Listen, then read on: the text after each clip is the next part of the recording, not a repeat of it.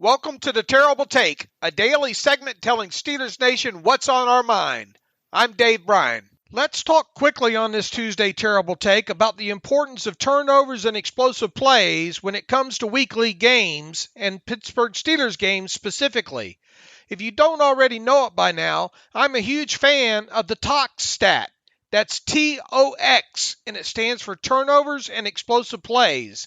The stat has a long history of proving that if one team beats another team by combined turnovers and explosive plays of 2 or more in a game, that they will win that game 80% of the time.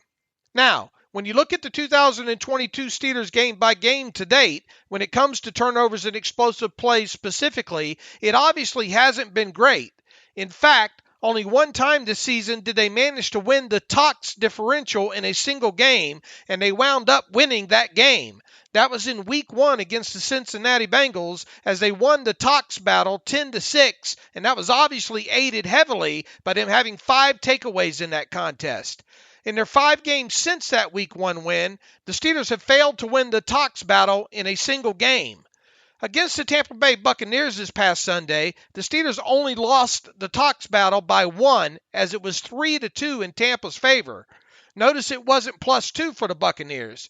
Had that been the case, meaning had the Buccaneers had one more explosive play or one more takeaway in that game, they likely would have avoided being upset.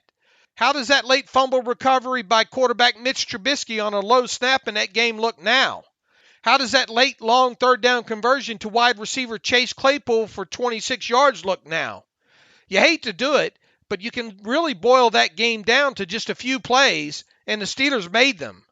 With 6 games now in the books, the Steelers have registered just 17 explosive plays on offense. That probably doesn't shock many of you listening to this. What might shock you, however, is the fact that the Steelers have given up 31 explosive plays through 6 games, and that's tied for the most in the NFL entering Week 7. In the turnover department, the Steelers have 9 giveaways and 10 takeaways, so they are barely treading water in that department. That's just 5 takeaways in total since they had 5 in Week 1. In closing, while the Steelers are coming off a huge Sunday win against the Buccaneers, this team still has a lot of work to do if they want to string together a few more wins. We absolutely must see this team start producing more offensive explosive plays while giving up fewer on defense.